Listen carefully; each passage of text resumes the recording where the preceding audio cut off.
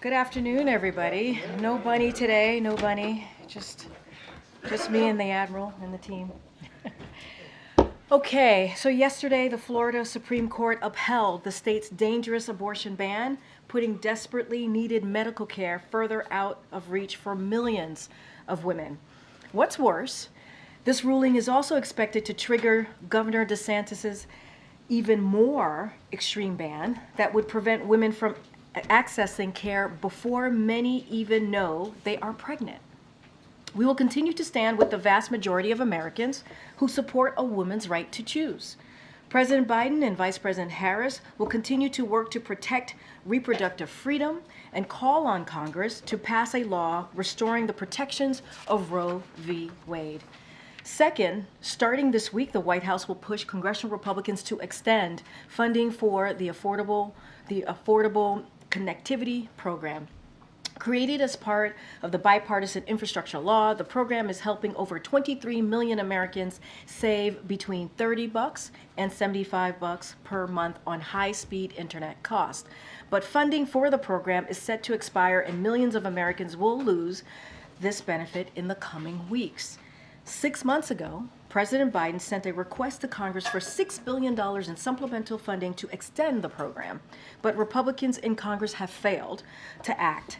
If congressional Republicans continue to do nothing, tens of millions of their own constituents will see their internet costs go up, and some may lose access to high-speed internet altogether.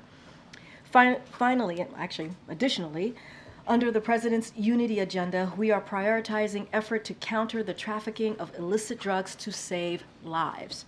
We are leading initiatives to step up counter-narcotics cooperation, including with Mexico and the PRC, and launch the Global Coalition to Address Synthetic Drug Threats, which brings together more than 150 countries against cartels and illicit finance. Working with our Mexican partners, we have charged leaders of the Sinaloa cartel, and yesterday we charged 41 individuals connected to the Jalisco New Generation cartel. To date, we have sanctioned over 290 individuals and entities involved in the global illicit drug trade.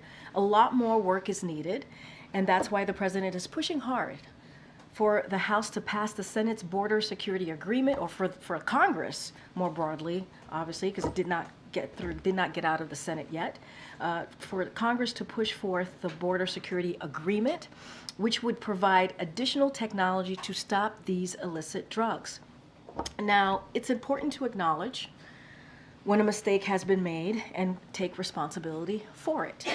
So I want to recognize the Daily Caller for having the integrity to retract their story about the false claims that circulated this week about the Easter egg roll. Now, I'm quoting from their retraction here. The ban of religious symbolism on eggs as part of the White House Easter egg art contest has been long-standing, dating back decades, and the Biden administration did not make any modifications to this rule. So we hope others learn from their good example. So leave that there. And finally, I want to read out the president's call. He called Chef Jose Andres to express that he's heartbroken by this news of the airstrike that killed 7 aid workers, and to express and share his deepest condolences. The president conveyed he is grieving with the entire World Central Kitchen family. The president felt it was important to recognize the tremendous contribution World Central Kitchen has made to the people in Gaza and people around the world. The president conveyed he will make clear to Israel that humanitarian aid workers must be protected. Now, as you can see, Admiral John Kirby is here to discuss the president's call with President Xi and events in the Middle East. Admiral, the floor is yours. Good afternoon, everybody. As you all know, President Biden spoke by phone today with President Xi Jinping of the People's Republic of China. The purpose of the call was to build on the two leaders' meeting in Woodside, California back in November of last year.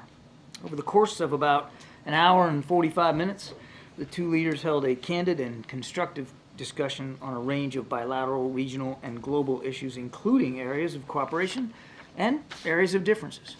They encouraged continued progress on issues discussed at the Woodside Summit, including counter-narcotics, cooperation, ongoing military-to-military communications, talks to address artificial intelligence-related risks, and continuing efforts on climate change and people-to-people exchanges.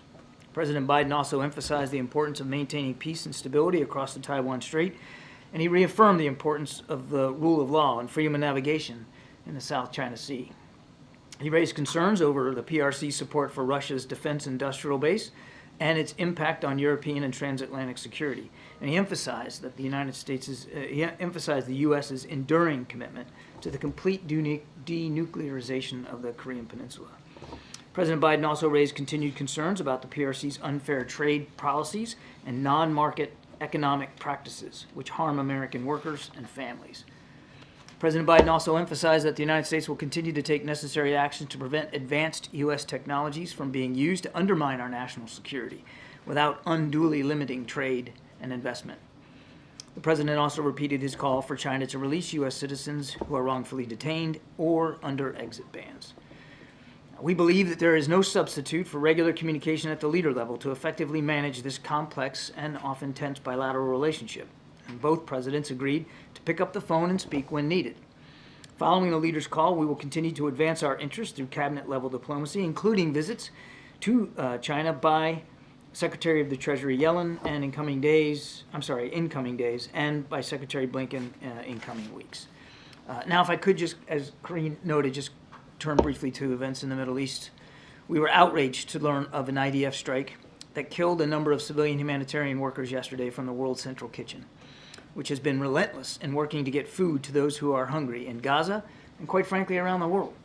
We send our deepest condolences to their families and loved ones.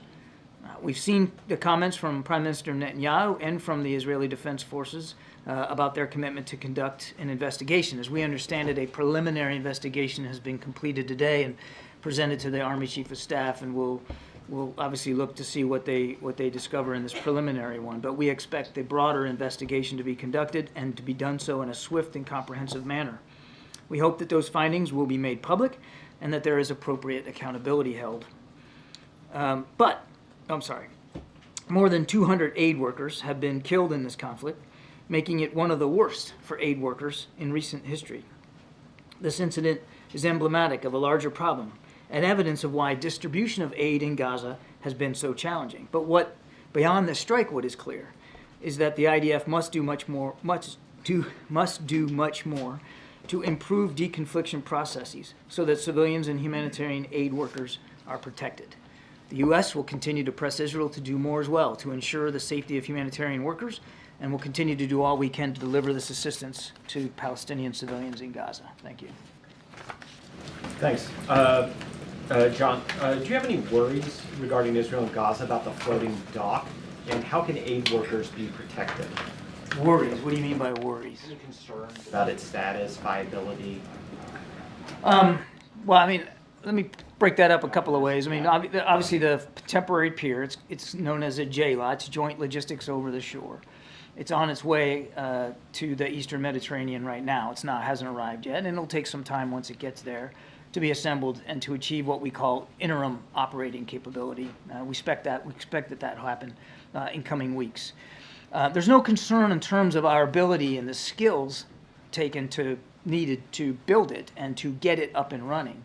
What we are working with partners in the region are two things. One is the logistics flow, getting the maritime materials to the pier, and then working with the Israelis in particular about how that pier is protected and secured, and how the aid, the material, gets from the pier into Gaza and further distributed. Those modalities are still being worked out. And do the recent events like the strike you referenced raise additional... Oh, believe me, we're under no illusion about the fact that Gaza is a war zone. And force protection of our troops, which will not be entering Gaza, will be first and foremost in the president's mind, as well as our military leaders, to make sure that they can operate that pier, assemble it and operate it in a safe way. But believe me, we're well aware. Gaza is a war zone. In fact, that it is a war zone is, again, what makes it so challenging to get the humanitarian aid to people in need. Thanks. John, you said that the White House is outraged by the strike that killed these World Central Kitchen workers. Has the White House already conveyed that outrage to anyone in the Israeli government, and what was their response? Well, I won't speak for the Israelis.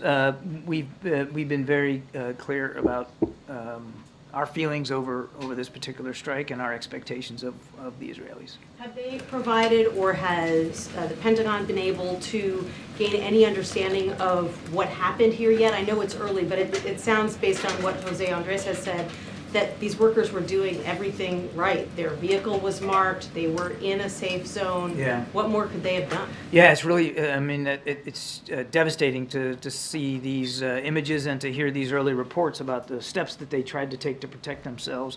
But the Israelis, look, they've already said this was on them, and they're doing this investigation. We obviously want to make sure that that investigation gets completed and is as transparent as possible. And as I said in my opening statement, that there's accountability to be held here. One quick question on China. What was the president's message to the president when it comes to Chinese misinformation campaigns or any effort by the Chinese government or people associated with the Chinese government to interfere with the 2024 election? I would just say that we've been clear consistently, even going back to the November meeting in California, about our concerns over our own election security and efforts by certain actors, including some from the PRC, to affect that. So there was no new message in this conversation? I don't have a new message to read out to you today. Thanks, Admiral. On the death of those World Central Kitchen aid workers, which includes one American who was killed, Netanyahu's reaction was, quote, "It happens in war." What is your reaction to that comment from Netanyahu? I don't think it'd be useful for me to get into a tit-for-tat here with the Prime Minister of Israel from the podium. We've been very clear about our expectations for this investigation. We noted that the Prime Minister said himself there will be an investigation. So has his military said that. We look forward to that investigation being thorough and swiftly done. And as I said, that it'll be transparent, the results of it, and that if there's accountability that needs to be had, that it will be had. But how can you take Netanyahu at his word? As Nancy was saying, this was a deconflicted zone. They had marked their car. They had even coordinated their movements with the IDF. Yeah, and as I said in my opening statement, obviously, setting aside this incident, because this isn't the first one, there are issues of deconfliction that clearly need to be fleshed out and improved. So how can the U.S. continue to send aid to Israel without any conditions? Yes, they have a right to... We're not sending aid to Israel. We're sending aid into Gaza, and that's... Weapons. How can the U.S. continue to send military aid military to assistance Israel without any conditions? Is there no red line that can be crossed? We've had this discussion, you and me, quite a bit from up here. They're still under a viable threat of Hamas. We're still going to make sure that they can defend themselves, and that 7th of October doesn't happen again. That doesn't mean that it's a free pass, that we look the other way when something like this happens, or that we aren't and haven't since the beginning of the conflict urged the Israelis to be more precise, to be more careful, and quite frankly to increase the amount of humanitarian assistance that gets in. I haven't been asked about it yet, but I expected I would be. There was a discussion just yesterday with our Israeli counterparts about Rafah. Now, this one was done virtually. We expect it'll be an in-person meeting here in a week's time or so. But the whole reason to have that meeting was to talk about our concerns over a major ground operation in Rafah and to present viable alternatives for them to be more precise and more targeted. So the idea that we're some plastic graveyard here and we're not paying attention to the civilian casualties or the civilian suffering is just not true. Right, but these are verbal urgings, verbal commitments. There's no other incentive besides the urgings. I know you want us to hang some sort of condition over their neck, and what I'm telling you is that we continue to work with the Israelis to make sure that they are as precise as they can be, and that more aid's getting in, and we're going to continue to take that approach. John, I just wanted to follow up. Do you guys have confirmation of the nationalities of the victims who were killed in the strike, and that one was a U.S. Canadian national? I can confirm that one was a dual national American citizen, but I couldn't speak with authority about the nationalities of all of those. And as I understand it, I mean, there could be additional casualties coming in terms of the count. I just don't know. And do you know if there's been any outreach to the family of that dual national citizen from the White House? The State Department has done some initial outreach, and I would fully expect you'll see outreach from us at the appropriate time. Thanks, Green. Thanks, Admiral. Does the White House accept Prime Minister Netanyahu's explanation that this incident was unintentional, as he put it? I think the investigation will bear that out. Sir, do you think that given these circumstances, is there a role for some kind of a protective force for aid workers, given the threat of widespread famine and concerns about you've already discussed the J-lock coming in and so forth. Is there a role that could be considered to try to protect aid workers with a neutral party security force? That protective force ought to be the IDF, Kelly, as we've said. I mean, as they conduct operations in a urban, highly populated environment, they have a concomitant obligation to take care of the civilians that are living there, and the civilians, quite frankly, that are being moved about by the combat operations that are being conducted in a very confined space. They have that obligation. Are you concerned that aid will be cut off for some period of time now because Jose Andres has said they're suspending operations for a period? The World Food Program is having difficulties. It seems like this incident is exacerbating the crisis. It certainly isn't helping. There's no question about that. And we obviously respect Chef Andres' decision not to continue operations, at least for a time. Certainly we respect that. And others may make that decision, as you talked about the World Food Program. We're not seeing a wholesale declination here of humanitarian assistance in there. But obviously, yes, that's a concern. The more violent it gets for humanitarian aid workers, and as I said, this is one of the worst in recent history, the less likely it is that they're going to be willing to take those risks, which means it's more likely that the people of Gaza are going to just suffer all the more. So yes, it's a concern. Thank you, Karine. Secretary Blinken, during his presser in Paris, did not condemn the airstrike, even though, as you confirmed, there was a dual American-Canadian citizen who was killed. The French foreign minister, who was at the same presser, did. You said you're outraged. Why is the U.S. not condemning the strike? I think by saying we're outraged, I think you can fairly characterize that as condemning the strike itself. Of course. I mean, nobody wants to see this kind of violence happen to humanitarian aid workers who, as was noted earlier, were doing all the right things. And just to follow up to what was asked earlier about the floating pier, are you considering moving it off the coast of Gaza? I mean, just trying to figure out how. Well, by definition, it's going to be operating off the coast. Sure, but like further away. I mean, how do you ensure that any private partners that the U.S. ends up partnering with to deliver aid is actually protected, given the recent set of strikes? Right, that's what I said we're working on right now. I mean, force protection for the troops and the people that are going to be operating the pier is obviously going to be a paramount concern, but it's only as good as the aid that gets to the pier and then gets into Gaza. So there's going to have to be plans made, plans with partners to do everything that we can to ensure that that aid is safely assembled and collected at the pier and then safely distributed into Gaza. It's going to be a multi-step process. We'll be responsible for some parts of that, but not all of it. That's going to take some teamwork, and we're working our way through that right now. I just have a quick clarification on something that the Secretary said again in Paris.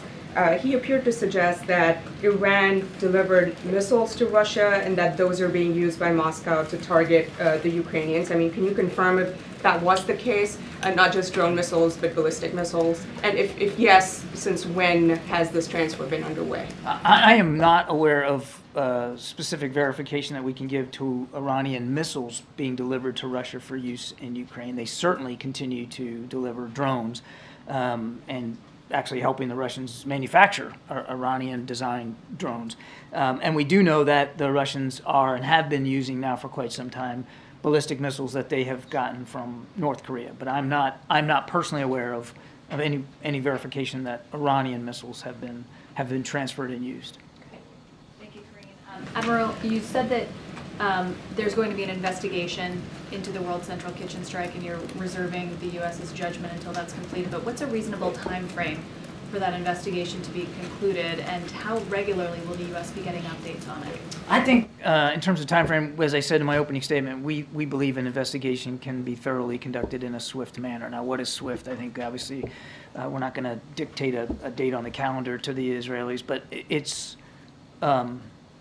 noteworthy that just before coming out here, I was informed that they have completed a preliminary investigation and are reporting that up the chain of command. That's good. That means that they've gotten some basic findings and some initial conclusions that they're willing to make.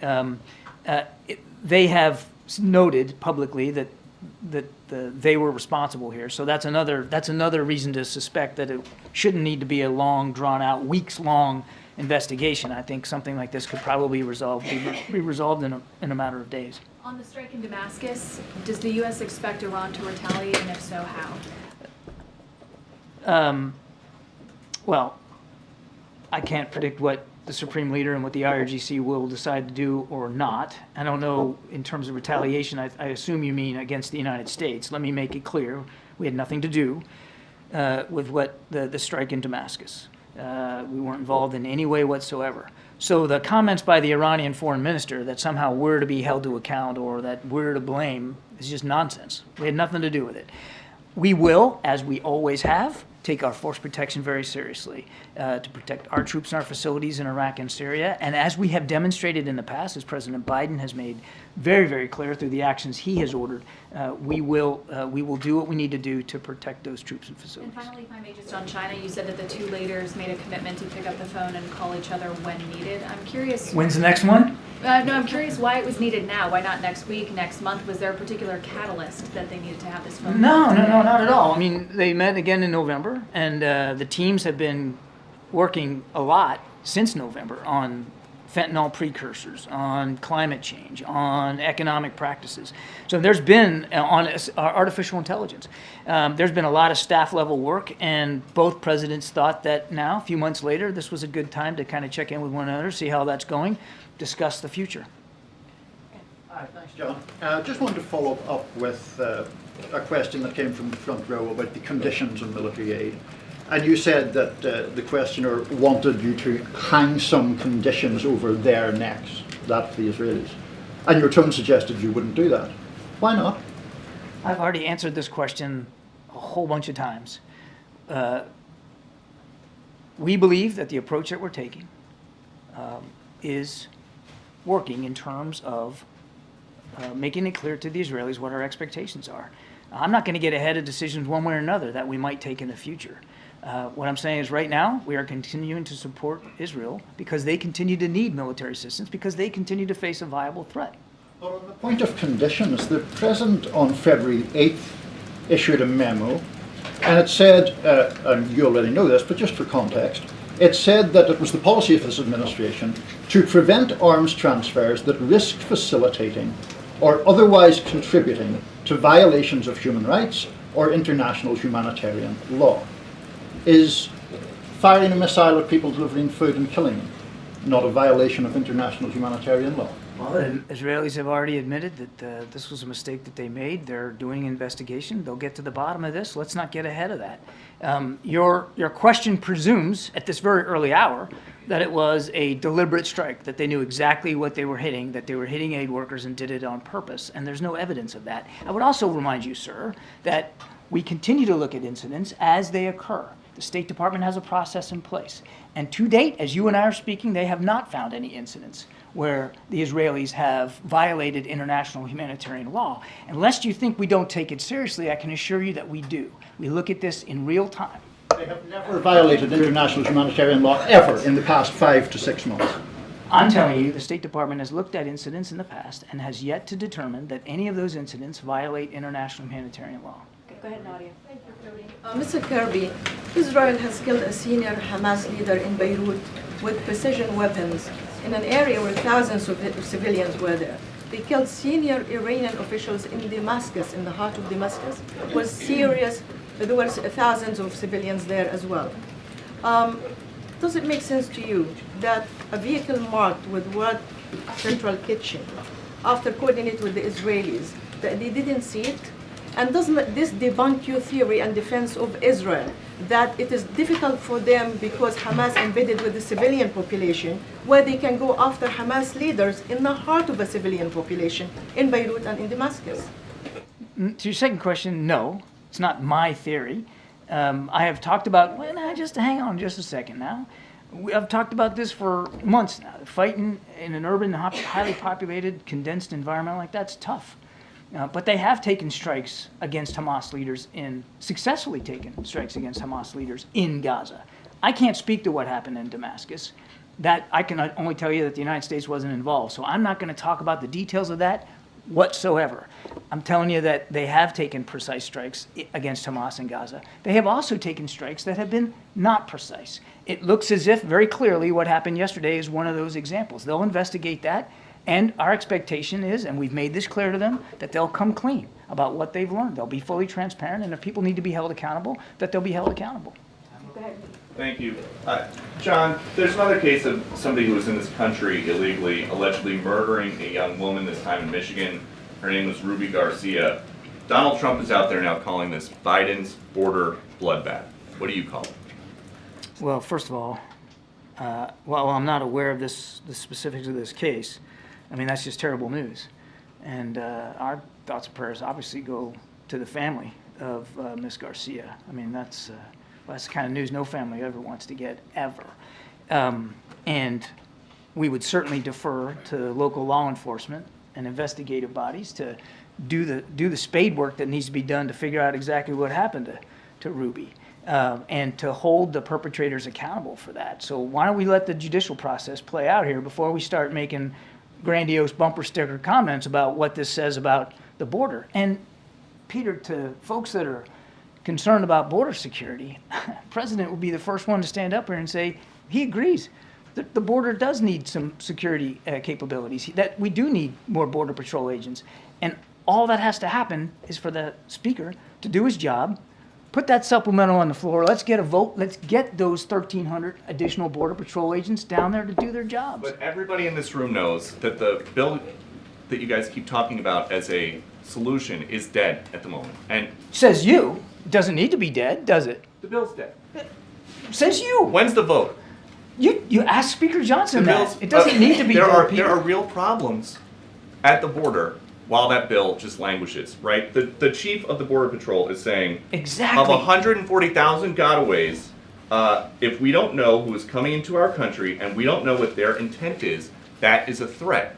Does President Biden agree? The president absolutely believes that along that border we do have significant national security concerns that have to be met. But you said something really good in your question that I loved, that while these concerns are going on, the bill languishes. So what's needed? It's not anything more from the president. What's needed is for Speaker Johnson to do his job, get that thing on the floor, let's get it voted on. They had a chance and decided not to act because certain people in the House Republican world wanted a problem rather than a solution. As the person in charge of preventing a terrorist attack in the homeland, does President Biden think that some of these border crossers could be in the United States right now plotting a terrorist attack The against president's Americans? confident that throughout the interagency, DHS, intelligence community, that we're doing everything we can to be as vigilant as we can to ensure the safety and security of the American people here at home.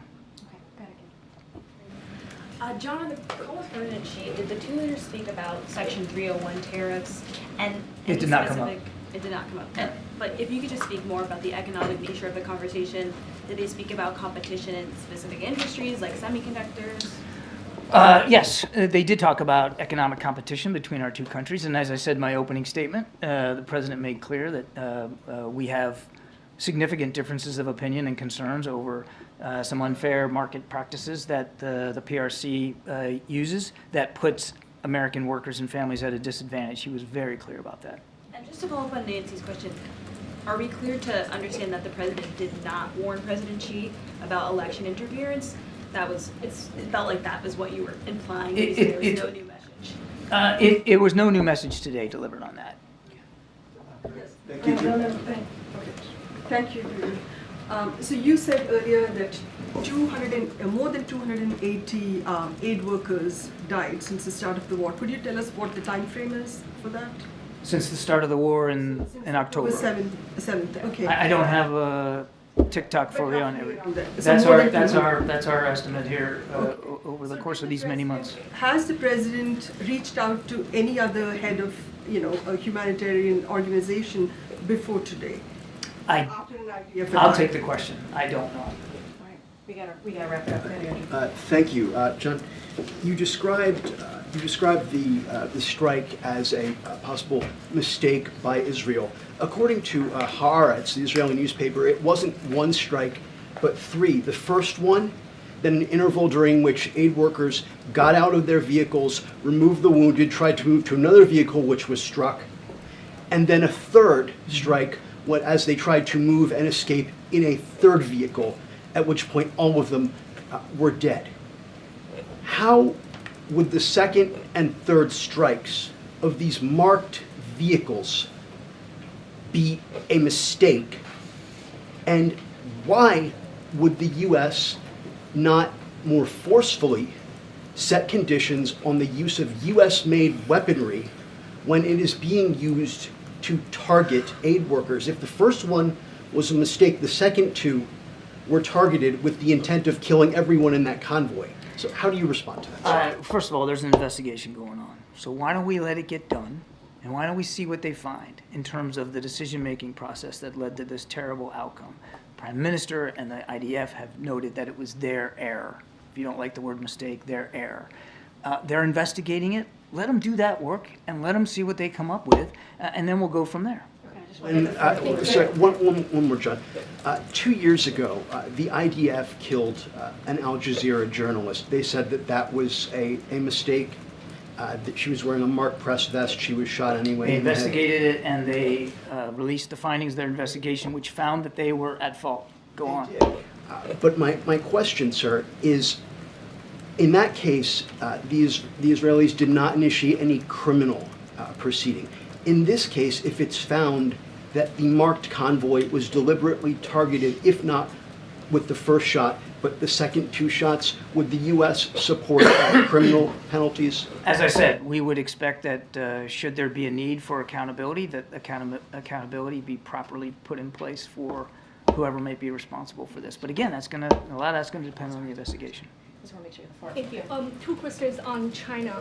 Admiral, this is an election year. Does the president feel political pressure to act tough on China?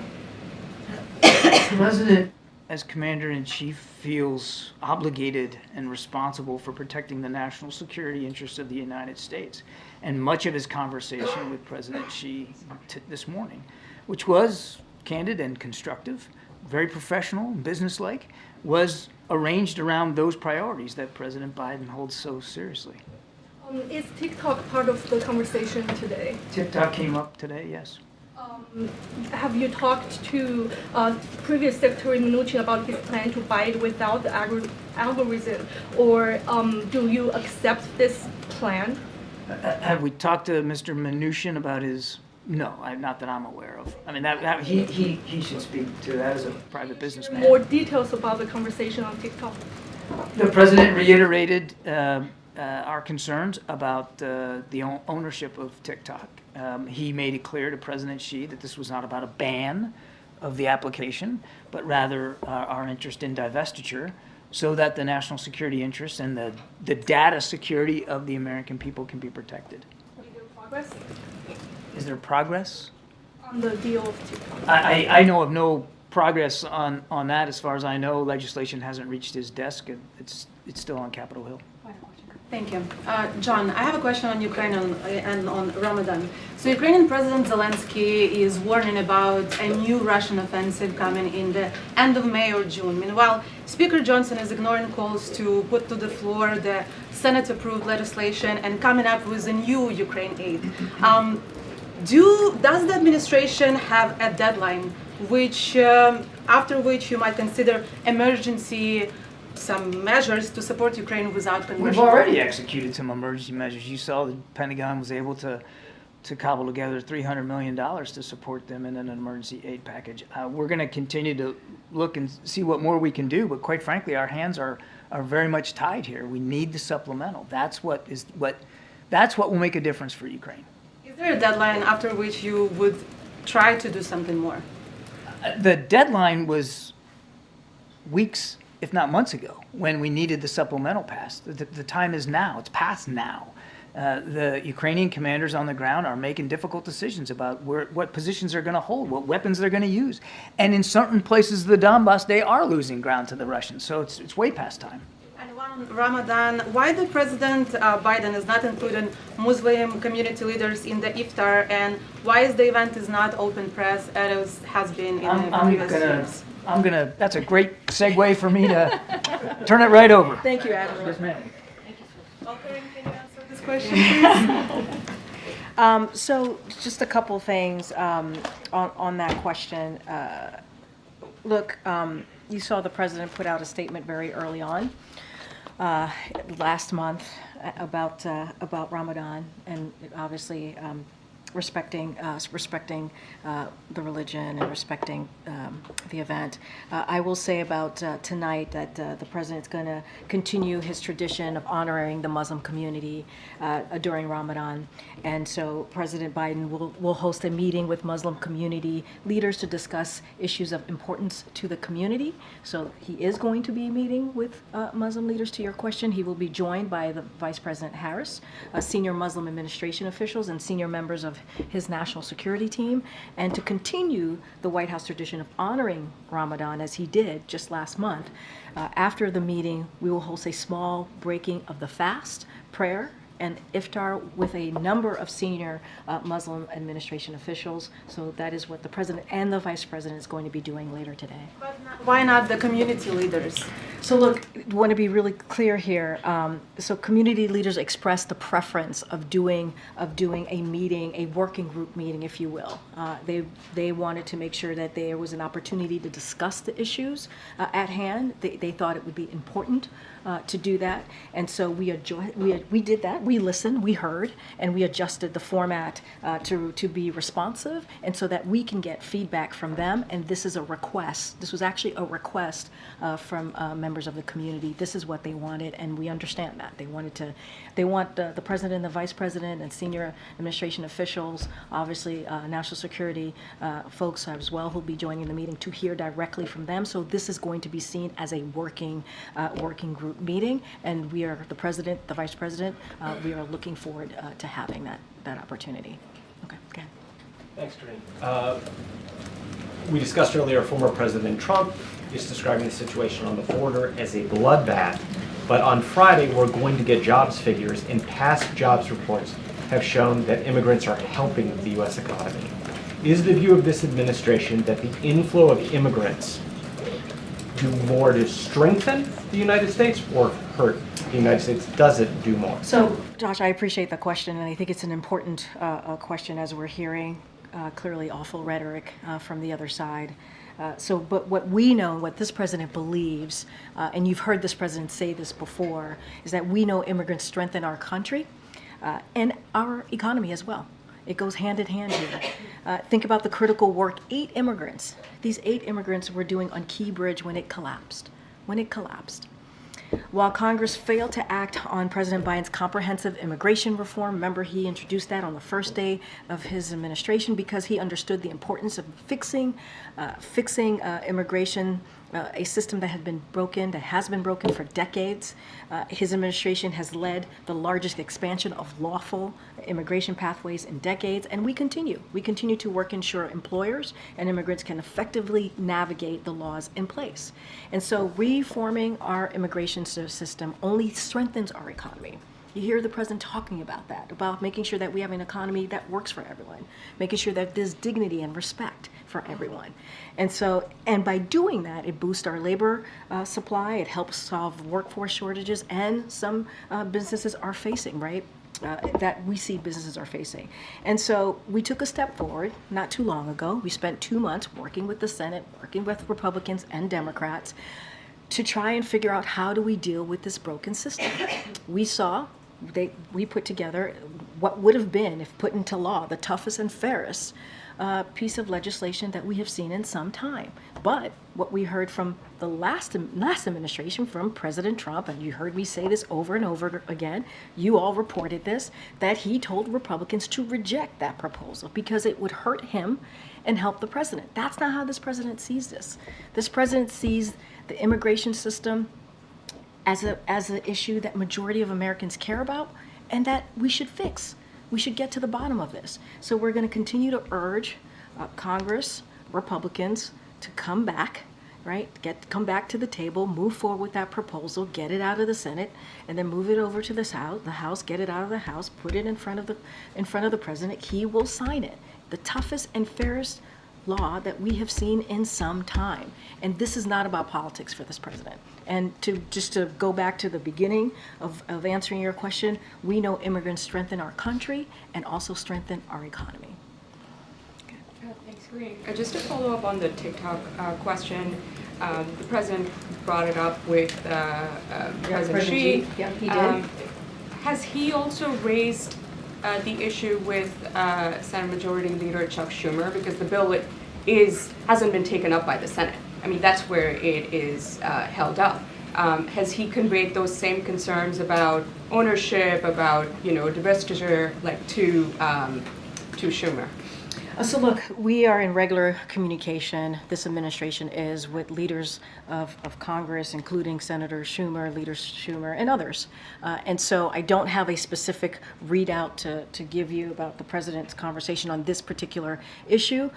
As my colleague, as the Admiral said, the TikTok did come up and was raised on the call with President Xi. I think that's important. The president has always been very clear about his concerns, and he's been very public about that. There is a real threat posed by certain technology services, and so operating in the United States, that put at risk Americans' personal information and broader national security. He's been very clear about that, including the manipulation. So he's been public about it. He brought it up with President Xi. This is an issue, certainly, that we will continue to have that discussion. I just don't have anything specific to read out to you with any conversations with members of Congress on the president. Does he want the Senate Majority Leader to bring the bill to the floor? We have said we support that bill. We welcome that bill. We do not see it as a ban, right? We see it as a divestment. We've been very clear about that as well, and we welcome that bill. So we wanted to go through the process. We've been offering technical support, as you've heard us speak to before. You've heard the National Security Advisor speak to this very recently, the last time he was at the podium. You've heard me say that, and so we're going to continue to provide technical support. We're going to continue to have conversations with members of Congress. Don't have anything else to share behind that. Okay. So during the call, did President talk to President Xi about supplying components to Russia to enhance their defense industrial base? So look, we've always been very clear, and the president did raise that we are deeply concerned, obviously, about the PRC's support for Russia's war against Ukraine and its efforts to help Russia reconstitute its defense industrial base. That came up. I'm not going to go beyond that, but that did come up on the call. Thanks, Karine. Is there anything you can say about President Xi Jinping's reaction to all of the concerns that Biden laid out? I would let President Xi speak for himself. I'm not going to respond to him. Any color about the tone of the conversation? There's a readout of the call. I'm not going to get into reactions, personal reactions. I will let President Xi speak for himself. And just lastly, the cost to attend a number of New England colleges this fall is topping more than $90,000 a year. What's the White House's reaction to that? I mean, we've been very clear about how the cost of college is crushing many, many families. We've talked about that. And that's why one of the things that the president has been very focused on is giving that student debt relief to many Americans and families out there. While we tried to put something forward, Republicans blocked it, and the president continued to find ways to move forward in trying to find really comprehensive measures to make sure that we're giving relief to Americans so that they can, so that they can start a family, so that they can buy a home. And so we've done that. You've seen us announce a bunch of actions which the president is proud of and is going to continue to find ways to give that relief. The Department of Education has talked about the cost of college and has certainly worked with students in figuring out ways for them to afford going to school. It's important. If someone wants to be able to go to college, they should be able to do that, and they should be able to afford to make that decision. Their family should be able to make that decision and not go into debt. And so the president has been very, very clear about that. He's talked about his own experience, and so. Look, we're going to continue to find ways to make sure that Americans get a little bit of breathing room, get a little bit of opportunity to move their lives forward, to reach their dreams the way that they choose. And so, yeah, we're aware of how costly college can be. Okay, Karen. The owner of the ship involved in the Key Bridge collapse has denied responsibility for the accident, and they filed a federal lawsuit trying to limit the amount of damages that they would have to pay. What is the White House's reaction to that lawsuit, and is there going to be an effort to force them to pay more damages? So look, I don't want to get ahead. As you know, there's an investigation currently happening. The Department of Transportation is leading, so I want to be really mindful, not get ahead of that, and not going to talk to an active lawsuit, as you just announced from the ship owner. But look, I think it is important that we get to the bottom of this, not just because for us, but obviously the people of Baltimore, the people of Maryland need to have an answer here. And so we're going to do everything that we can. There'll be investigation. I want to be really mindful here, but it is always important to make sure people are held to account. For the president, he is going to do everything that he can, use a whole of government response, as you have seen from this administration, to continue to make sure that we do the recovery, to make sure that we rebuild that bridge, make sure that we open the port. And you're going to see the president on Friday doing that visit to Baltimore. We'll have more details on that, but just want to be really, really mindful. There's investigation going on. Don't want to get ahead of that. Will he have any conversations with congressional leaders ahead of his trip to Baltimore to talk about getting funding rolling, knowing he will likely hear from local and state leaders about that? No, it's a good question. Look, we have said that we will, the federal government will fully fund the rebuilding that bridge. That's a commitment that the president's going to stand by. Obviously, there potentially could be an opportunity, or will be an opportunity for Congress to get involved, and we'll have those discussions. We are having those conversations with congressional members. I can't speak to what the president has on his calendar as far as speaking to congressional members about this particular issue ahead of Friday, but I can assure you it is a conversation that members of his team are continuing to have and will continue to have as we move forward in making sure the people of Baltimore, the community gets back on their feet as it relates to getting this bridge back, opening up the port. It is critical, it is important, and we want to make sure we get that done. Okay, Kelly.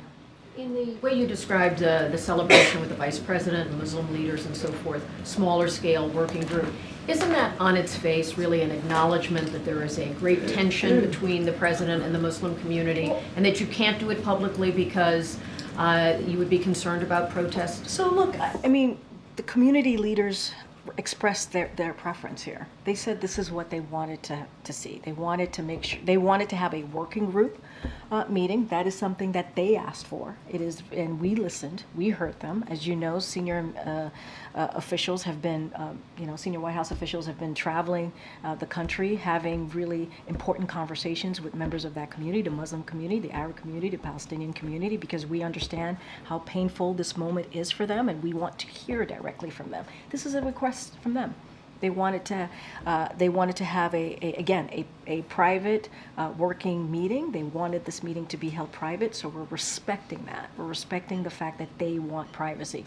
It is not the first time that they've requested a situation where it is private, and so this is what we heard during our outreach, and we're going to respect that. And this is what we're doing today. It doesn't take away. It doesn't take away how we're going to continue to honor a tradition of the Muslim community as we speak about Ramadan, during Ramadan. This is something that we're going to respect and continue to do so.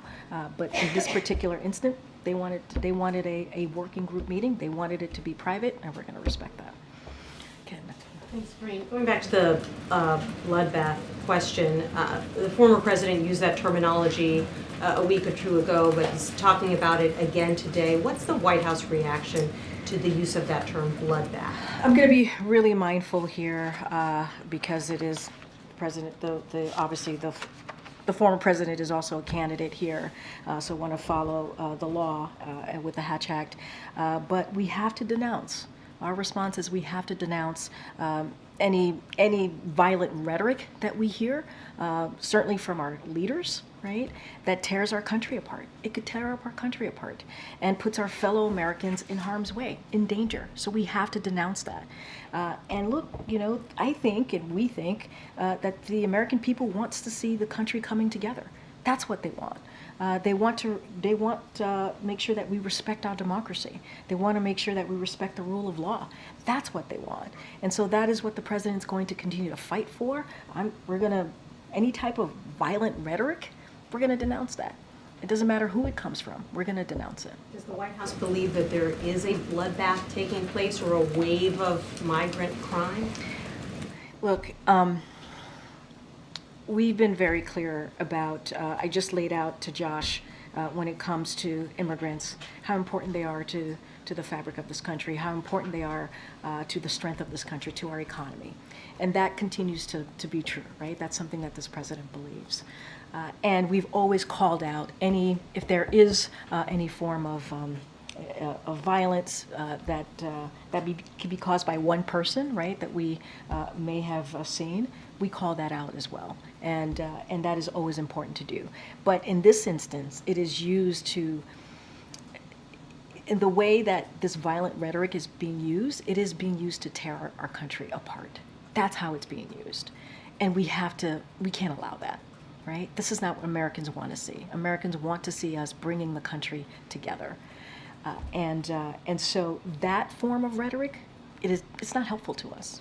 So we're going to continue to call that out, and we're going to be very, very clear about that. But it's, you know, if a violent act happens, as we have seen, and someone is killed, we want to make sure that you know, we're going to condemn that and want to make sure that the law comes into place and we let the law enforcement on the ground deal with that. But to denounce an entire community, we can't allow that. We have to denounce that, any type of violent rhetoric. Okay. Just a quick point of clarification, Karine. So when Donald Trump is talking about a bloodbath, it is violent rhetoric. What was it when Joe Biden said in 2020, what we can't let happen is let this primary become a negative bloodbath? So I'm going to be really mindful and careful about Donald Trump, but if you read, because he is a candidate, we're talking about the 2024 election, you should read what he said in its context. So you got to read what he said in context. Bloodbath is an ugly word. When Trump uses it, what is it when Biden uses it? No. Let's be very clear. You got to actually ask me the question in context of what it was said, right? And what it was said when he said that, right? In his remarks, in his speech, right? And so that's being disingenuous in your question. I'm reading a direct quote from Joe Biden. What we can't let happen is let this primary become a negative bloodbath. He was talking about a group of people. A group of people. That's what he's talking about. What the president was talking about during the primary was not to allow it to be the words and the primary and that election to become negative. Two different things. They're not the same. They're not the same. And your question is disingenuous. And so, look, I'm going to be really mindful here. I'm going to be really careful. We have to denounce violent rhetoric, wherever it comes from. A former leader, we have to denounce that. Because we saw what happened on January 6th. We saw what happened there. When you have a mob of 2,000 people go to the Capitol because they didn't believe in the free and fair election that just happened months prior, because of violent rhetoric, you got to denounce that. That's not what leaders should be doing. All right, I think I have to go. Go ahead, Erin.